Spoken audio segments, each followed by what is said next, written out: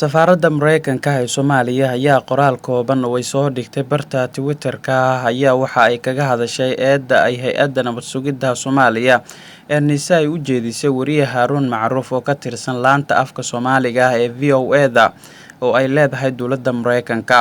Qoraal kooban oo safaaraddu soo dhigtay Twitter-ka ayaa lagu sheegay weerarada NISA ee ka dhanka ah wariye Haruun Macruuf in ay halis gelinayaan xorriyadda hadalka iyo madax-bannaanida warbaahinta.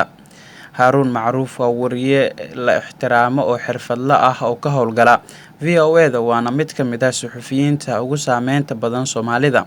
Weerarada NISA waxa ay halis gelinayaan xorriyadda hadalka iyo madax-bannaanida warbaahinta ee aasaaska u ah dimuqraadiyadda iyo isla xisaabtanka dowladda Soomaaliya, ayaa lagu yiri qoraal ay safaaradda barta Twitter-ka ay ku baahisay.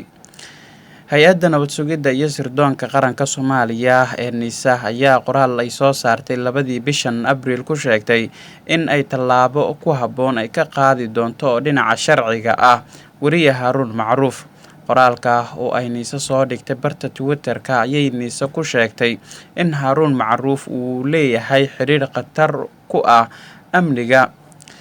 Qoraalka oo ay soo dhigtay barta Twitter-ka hay'adda nabad sugidda iyo sirdoonka qaranka ee NISA waxa ay ku sheegtay in Haruun Macruuf uu leeyahay xiriir khatar ku ah amniga qaranka, kuna kacay falal ka baxsan anshaxa warbaahinta sida lagu sheegay qoraalka.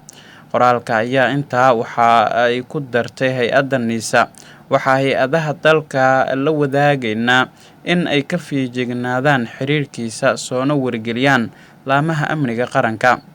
Idaacadda VOA-da uu ka shaqeeyo wariye Haruun Macruuf ayaa hoos tagta wasaaradda arrimaha dibadda Mareykanka si la mid ah safaaradda Mareykanka ee Soomaaliya oo iyana hoos tagta isla wasaaraddaasi.